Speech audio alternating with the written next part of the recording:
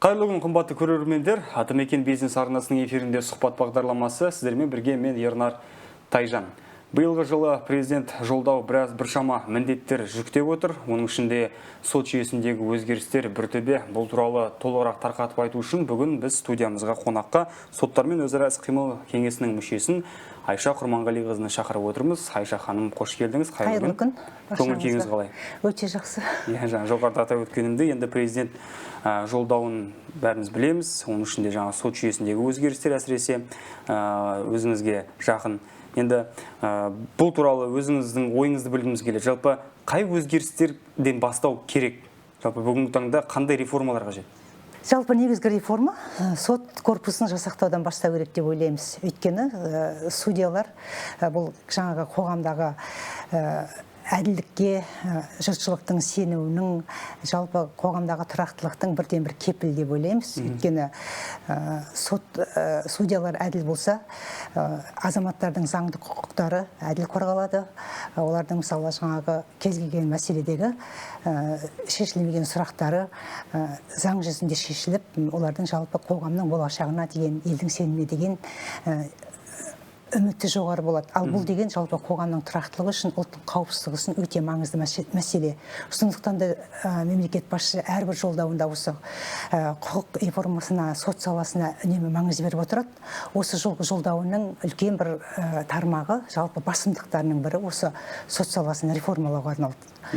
Соның ішінде мен үшін маңыздысы, жалпы қажет нәрсе, ол жаңағы соттардың сапалық құрамын жақсарту мақсатында сот кеңестерінің жұмысын нығайту жөніндегі мәселе ерекше назар аударылып болды. Өйткені бұл кеңестің жұмысын күшейту керек. Себебі бұл жаңағы соттардың қазіргі қоғамда демократиялық қағидаттарға сай сайланып, олардың жаңағы өз жұмысын ешкімге жалтақтамай әділ жүргізіп, біліктілікпен жүргізуіне бірден бір кепілдік беретін ұйым ретінде есептеледі. Негізінде бұл ұйым бұрын президенттің аппаратының ішінде болған бір кеңес ретінде, ал кейінгі кездері осы арнайы осындай бір жеке институт болып құрылды. Қазір бұл ұйым өзінің жұмысын белгілі деңгейде кеңейтіп жақсартып жатыр деп айтуға болады. Солардың бір бағыты, мысалы жаңағы аудандық соттардың жанынан, облыстық соттардың жанынан құрылып жатқан соттармен өзара іс-қимыл жөніндегі қоғамдық кеңестер. Мен сол осы елордалық, астаналық, яғни Нұр-Сұлтан қаласындағы Нұр-Сұлтан қалалық сотының жанындағы соттармен өзара іс-қимыл кеңесінің бір мүшесі болып табыламын. Енді бұл кеңестердің тиімділігі неде деп ойлаған кезде, жалпы оның тиімділігі мынау судьялардың моральдық келбетін, біліктілігін, олардың адамгершілік бейнесін белгілі деңгейде бір терең талдау, нақты айқындау деген мақсатпен жұмыс істейді бұл кеңес. Енді ол жалпы оны анықтау өте қиын нәрсе. Бұл тетікті соншалықты бір тиімді тетікте деп те айтуға болмайды.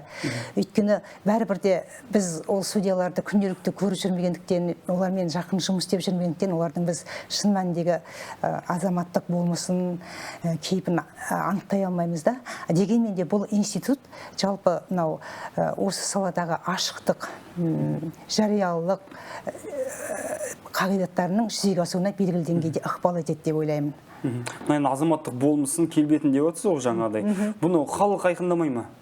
Қайтып жаңағы сіздер кеңестеріңіз баға береді. Ретінде біз мысалы сол кеңестің құрамына тартылып отырмыз да. Ол кеңестің құрамында мысалы жаңағы кәсіподақ ұйымының өкілдері бар, Нұр Отан тәуелсіз сарапшылар ма? Тәуелсіз сарапшылар бар. Бұрын сот саласында істеген доғарыстағы судьялар бар. Біз секілді бұқаралық ақпарат құралдарының өкілдері бар. Барлығы жаңағы өз саласындағы бір білікті мамандар, өмірден көрген түйгендері мол, тәжірибелі жандар деп ойлаймын өз басым. Енді халықтың үнін жеткізетіндер де осындай ұйымдар ғой.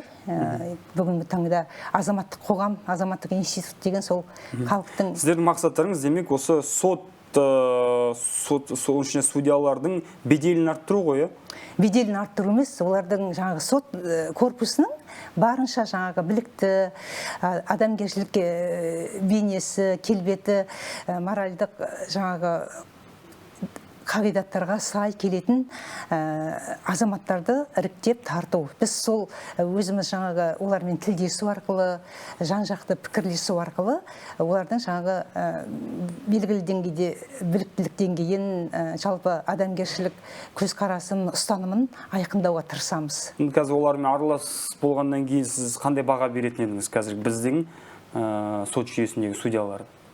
Енді біз сөйлесіп, жалпы пікірлесіп, негізі бізге олардың жаңағы бүкіл мағлұматтары, олар жайлы, олардың жаңағы өмір баяны, атқарған қызметі, қандай да бір жасаған құқық бұзушылығы болса, сол жөніндегі барлық мәліметтер беріледі. Мысалы, отбасының жағдайы, қызметте жүрген жолдары, жетістіктері, тәртіптік жауапкершілікке тартылғандығы жайлы, жалпы бүкіл қоғамдағы азаматтың келбетін айқындайтын барлық жаңағы мәліметтер біздің қолымызға алдын ала беріледі. Біз оларды қарап, алдын ала зерделейміз, және олармен тікелей кезігеміз. Мысалы, пандемия уақытында біз бұл жұмысты Zoom арқылы жүзеге асырсақ, қазір тікелей жаңағы арнайы жүзбе-жүз кезігіп, осы кеңесте өздерімен пікірлесу арқылы енді анықтауға тырысамыз, сұрақтар қоямыз.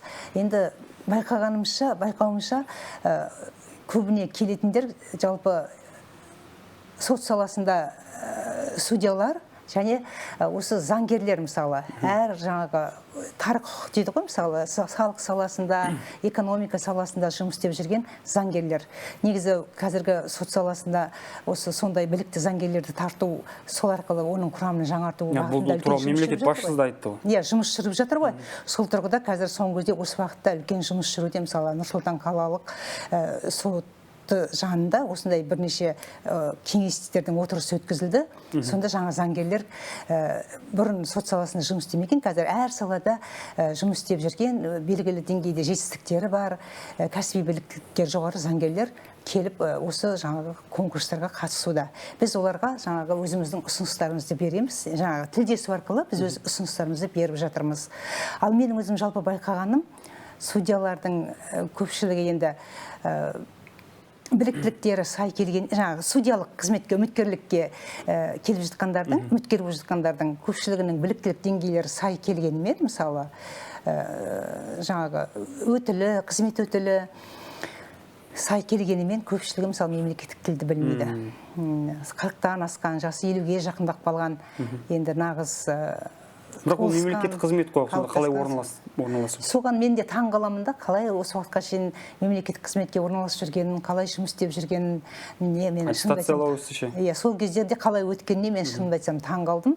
Жалпы өзім де сұраймын, осы уақытқа шейін неліктен үйрене алмай жүрсіз? Бұл сізге намыс емес пе деген сияқты барынша былай намысын қозғап, енді сөйтуге тырысам да, сұрақ қойсам, енді үйренемін ғой алдағы уақытта деген сияқты. Немесе осы сұрақтарды қойып, осыған қазақша жауап беріңізші десек, түсінемін мен сізді, бірақ орысша жауап берейін деп осылай ары қарай орысша жауап беріп кетеді. Демек, судьялардың көбі қазақ тілін білмейді деп айта аламыз ба? Көпшілік, әйтеуір біздің алдымыздан өткендердің дені деп айтуға болады, батыл түрде айтуға болады, қазақ тілін білмейді. Білсе де шорқақ, түсінем дейді, әрі қарай үйренемін ғой дейді. Ал сөйте тұра кейбірінің, мысалы, ағылшыншамыз тәуір деген әңгімелер айтады ше. Сонда ағылшыншаны қалай үйреніп алып жүрсіз, неге мемлекеттік тілді үйренбейсіз деген кезде, енді алдағы уақытта үйренеміз ғой деп, істі қалай жүргізесіз, сіз мысалы қазақ тілді тараппен қалай пікірлесесіз, оның жан дүниесіне қалай кіресіз деген сияқты сұрақтар қоямын енді мен өз басым. Сондай кезде аудармашы бар ғой дейді. Ал мен байқауымша жалпы кейбір судьялармен сұхбаттасу барысында жалпы жаңағы аудармашылардың өзі жаңағы қазақ тілді, мысалы, тараптың ойын, жан дүниесіндегі жаңағы күйзелісін толық бере алмайды екен да. Сондай жағдайдан болып, мысалы, бір азаматтың, мысалы, бір босқа сотталып кетіп, бір жылдан кейін әрең ақталған мысалы бар да, мысалы. Ал жалпы кейбір жаңағы доғарыста бір судья бар біздің қатарымызда, кеңестің құрамында. Сол кісінің айтуынша бұндай жағдайлар жиі орын алады екен. Сондықтан менің ойымша жалпы судьялардың біліктілігі, тәжірибесінің болуымен қатар мемлекеттік тілді міндетті түрде жетік меңгеру керек. Бұл біздің жаңағы азаматтардың құқының талапқа сай заң деңгейінде, заң негізінде толыққанды қорғалу үшін қажет. Демек, сот жүйесіндегі өзгерістер мынау мемлекеттік тілдің дамуымен қатар жүруі тиіс. Иә, менің ойымша жалпы осы сот саласында реформалар көп жүреді, бірақ осы мемлекеттік тілге байланысты бір талаптарды мен өзім журналист ретінде байқамаппын да. Ал жалпы мысалы сот мынау жоғарғы соттың жанында сот төрелігі институт академиясы бар ғой, мысалы. Сонда мысалы жаңағы жас судьялар магистратурада оқып, сонда кәдімгідей белгілі бір біліктілік деңгейін игереді да. Менің ойымша сол жаңағы сот төрелігі академиясында осы сол біліктіліктің бір деңгейі параметр ретінде, өлшем ретінде осы мемлекеттік білік деңгейі кәдімгі ережеге енгізілу керек та, талабына енгізіліп, оны бітіргендер мемлекеттік тілді білу деңгейі бойынша бағаланып, солай жаңағы диплом ба, жаңағы сонда айқын көрсетілу керек. Демек, жаңа буын жас судьялар әсіресе мемлекеттік тілде еркін әрі нақты сөйлей білуі тиіс. Түсінікті. Айша ханым, енді мынау соттың ісіне келетін болсақ, сот жүйесіндегі, жалпы сот жүйесіне қатысты кейбір азаматтардың көңілі толмай жатқан кездері болады. Енді жалпы сіздер кеңес мүшесі ретінде мынау соттың, оның ішінде судьялардың сенімін, халықтың сенімін арттыру үшін қандай іс-әрекеттер жасамақсыздар? Енді жалпы сотқа, судьяларға риза болу мүмкін емес қой. Өйткені әрине оған наразылық орын алмай тұрмайды. Себебі сотта міндетті түрде бір тарап жеңіледі. Сондықтан бір тарап жеңілген тараптың әрине оның жаңа наразылығы болуы ол заңды жағдай. Десе де бұл шынында да соңғы кезде сот саласынан жалпы судьяларға деген осындай реніш деген қоғамда көбейіп бара жатыр. Енді оның сыры жаңа менің ойымша